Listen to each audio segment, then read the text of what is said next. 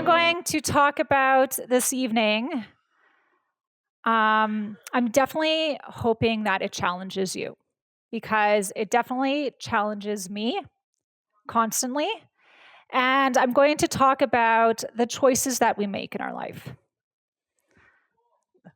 I hear people laughing. I hear people, ooh. So this is a good start. I have different reactions. That's good. Okay. So I'm going to start off with how I chose Jesus. So in my life, in probably my teens and then my 20s, I really didn't know where I was going in my life. I didn't have a direction. I went to school for a lot of subjects, and I graduated multiple subjects. So for college, I went for social work. I did massage therapy. And then what else was the last one? Recreation and leisure.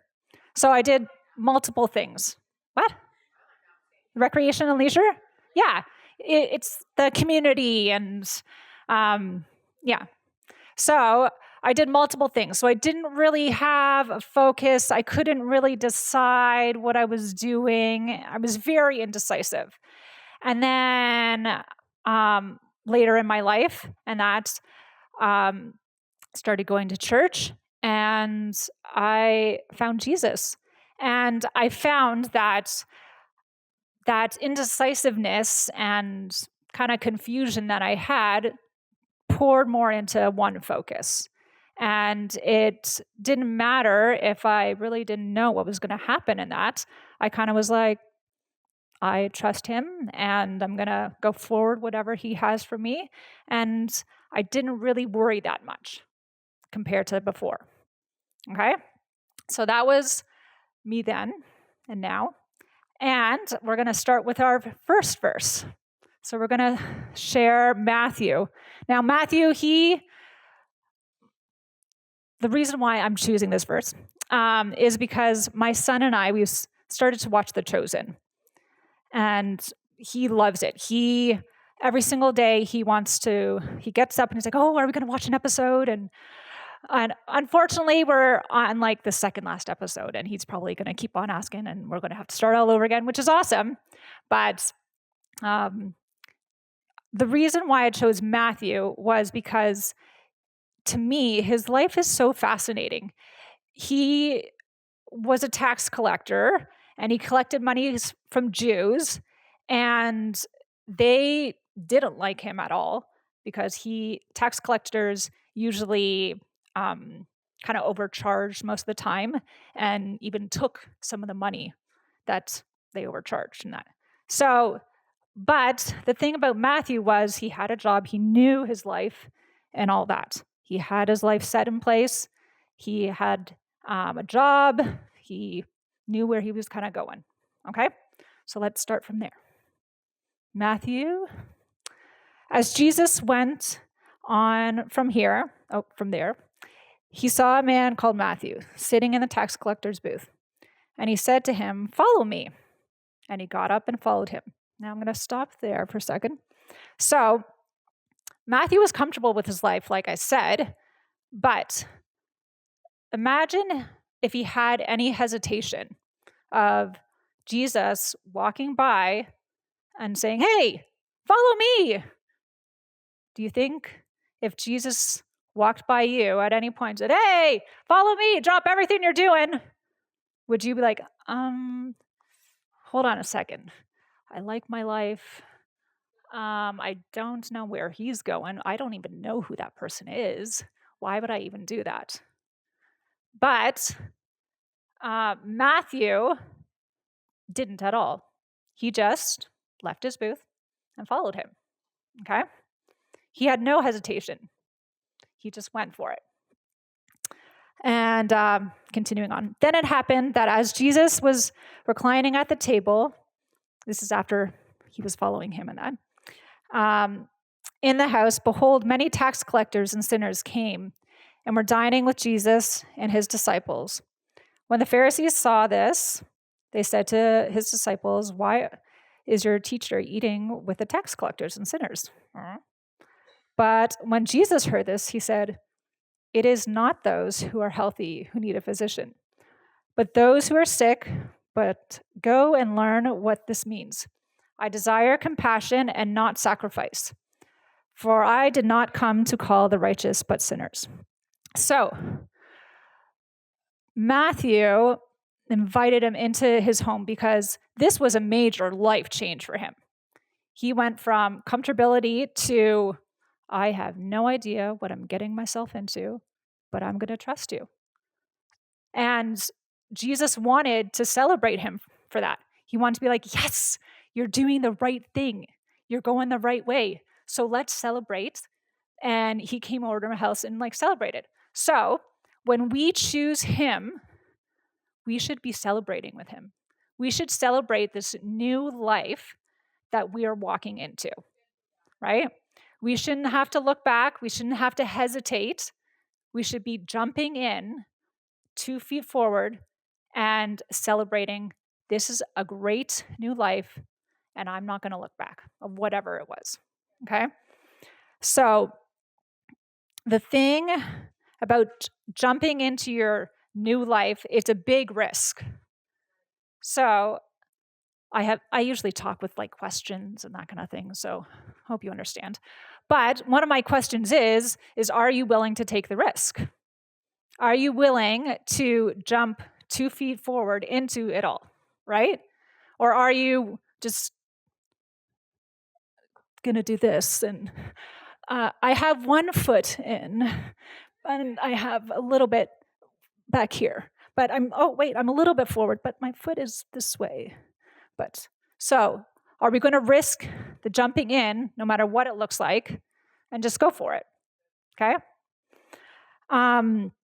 Like I said, I had many uncertainties before my life, before choosing Jesus. And Matthew, on the other specter, he kind of had more uncertainties when he walked with Jesus, when he chose him. Now, both are okay.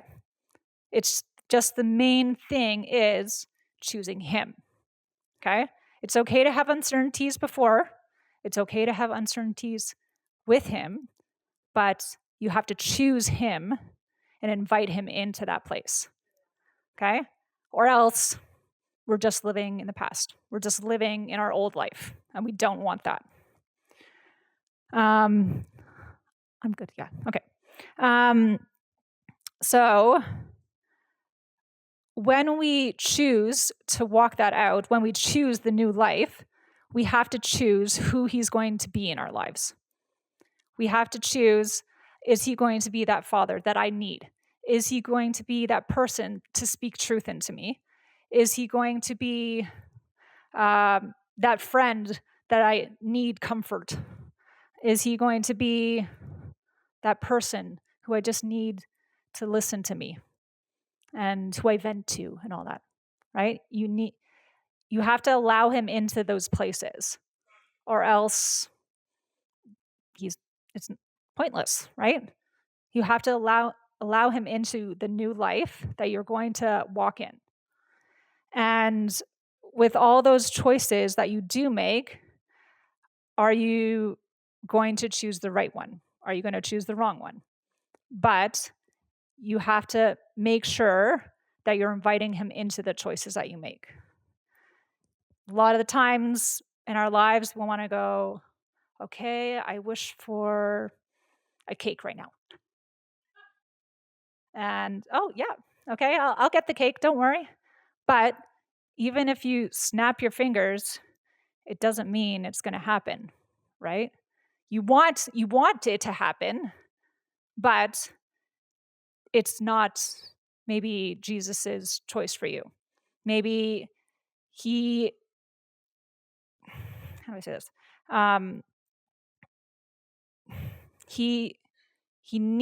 We need to desire to what he wants for us. We can't just want what we want, right? Or else, why are we even wanting to choose him? You're just choosing yourself, right? For being a parent, in my life, and I'm sure a lot of people can relate to this who are parents. We want to have that safety, and we want to make sure our kids are doing the right choices and everything in their lives. Now, we can't make them do the right choices, even though we really want them to, and that. And we want to say, okay, I'll make the choice for you. Now you can go and do it. Now, you can't do that. That's exactly the same thing for the Lord. He wants us to be safe. He wants us to make the right choices, but you have to make the choices. He can't make them for you. He can offer you them. He can put them on a silver platter, yeah, silver platter for you, and like show them to you, but ultimately you have to choose them, right? For my kids, Oliver, he got invited to go to an overnight camp. Now it's not the camp here, it was another camp. So I knew the people who were hosting it, but like it was the first, camp away. I was like, I told him, I maybe asked him probably like 10 times, are you sure you want to go? Like, you don't know what's going to happen. Do you know where you're sleeping in? Are you sure you're going to be okay? He's like, Mom, I'm going to be fine. I'm going to have a fun time. My friends are going. I was like, okay. Maybe like 10 minutes later, I would ask him again, are you sure you want to go? Like, you could stay home with me. I'm fine with that. But ultimately, he made his choice. He went. Guess what? He was fine. But, he made the choice. I couldn't make it for him. And he had a great time. Now, getting into something a little more fun. My two girls, they're a little they're a little younger, they're a little spicier, and that. I see a lot of nodding heads. Yes, we know your children. And the thing with them is, I desperately, desperately want to be like, stop hitting your sister. This is going to hurt her. You can't do this. You're going to hurt yourself in the long run because you're making a bad choice and you're going to hurt others. That's just an example. That doesn't ever happen, with my girls. But you're trying to teach them and you're trying to show them, make good choices. Like, if you do this, you're going to get a bad consequence in that. So let's not do this over and over again. And you give it to them on a silver platter saying, here, choose the good choice. Multiple times I have to stand there and wait and be like, what are you going to choose? Right now, unfortunately, it's more so their choice. But as parents, we can't choose this for them. We want to get them to make the right choices in life, but they are ultimately the ones who decide. And God wants us to do that too. He gives us all these choices in our lives to choose Him, to choose the right things, to choose the right path. And He's holding it up for us. But what are you going to choose? Because it is our choice. Okay? Whether we make the right choice or the wrong choice. Okay? My next verse, Proverbs 3:5-6. Trust in the Lord with all your heart and do not lean on your own understanding. In all your ways acknowledge Him, and He will make your path straight. Is that what went up? Yes, okay. So we really have to trust Him while we're making our decisions, because ultimately, a lot of the time, I don't really trust my own decisions. I don't trust my own choices, but I have to trust what He has for me. And He's invited you into this place where you can make the right choices. You can choose Him, and choosing and trusting Him means walking this new path, this new life this great relationship to have with him. And the good thing is, when you choose him, you know who he is. God will never change. He is who he says he is. He will always love you. He's always been there for you. But you have to choose him and understand that that's who he is, or else you won't understand who he is. When you choose him, you should want more of him. You should need to desire more of him. And this will help you grow. For instance, it's just like building a muscle, right? The more you work out, which obviously you see tons of muscles on me. I'm a perfect example of this. I should have Mike Mallinson up here on this. Right? But the more you choose to work on that relationships, the more you build up your muscle, the more you choose him, the easier it'll get to know him, the easier it'll be to choose him every time, because you keep choosing him, and it'll just be one of those things that in your life you won't even think, you won't even backslide, you won't even choose the wrong way, because when you have a choice in front of you, it'll just be automatically, okay, God, what do I choose? Right? Instead of hemming and hawing, or even choosing the bad choices, right? You're going to automatically go to him and choose him. And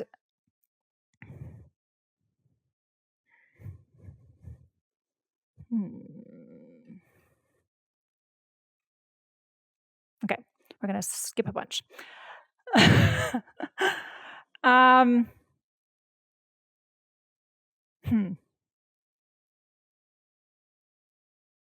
The one thing about choosing him is I get to feel what he has for me. With uncertainties and unknowns and all that, most of the time I feel really angry and frustrated and stressful. But that's not him. Those aren't the characteristics of who he is. He's the total opposite of that. He is love, he is compassion, he is comfort. And with those choices, we should know what we're getting into. We should know that he is all those things, and he's going to always stay those things.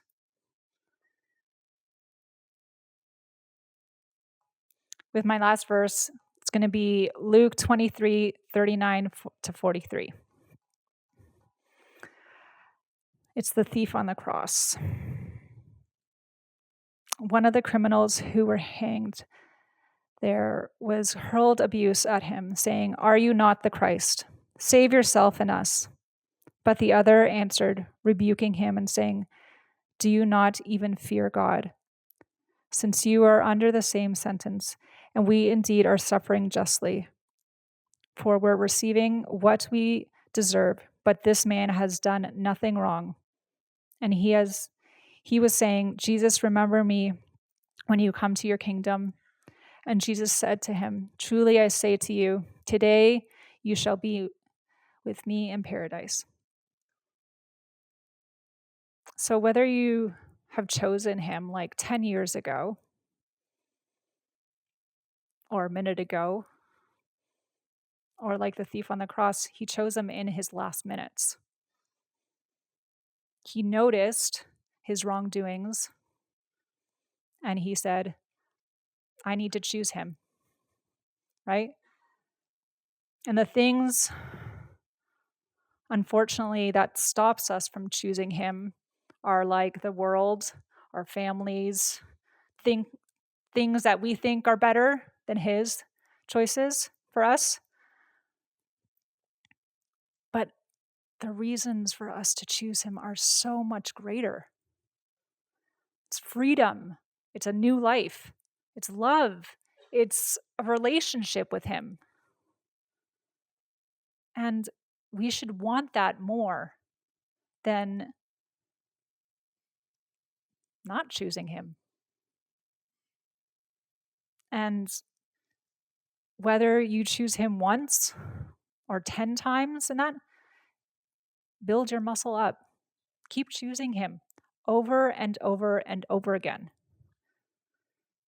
It definitely changed my life, and I know it's changed some of your lives to choose him. So let's choose him again today. Right? So I want you to close your eyes. And a couple of days ago, I wrote this poem.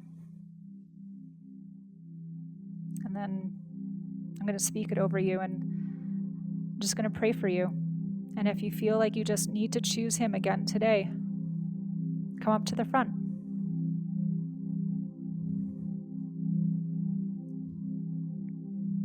I want to be broken into pieces for you. I want to be ripped open and exposed. I don't want to hide. I want to be a new and life-giving person. I want the new. I want the mountains and challenges. I want you to tell me all my wrongdoings. I want truth. I want you. I want to choose you now and forever.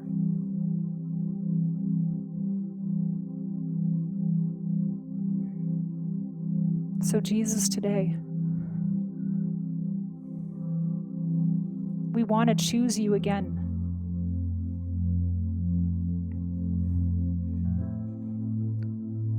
And if you have already chosen him, that's okay. If you haven't chosen him yet, come up to the front. Right now is the time to choose him again. I don't want to be that person who is half in, half out. I want to be fully in for him. I want to completely choose him.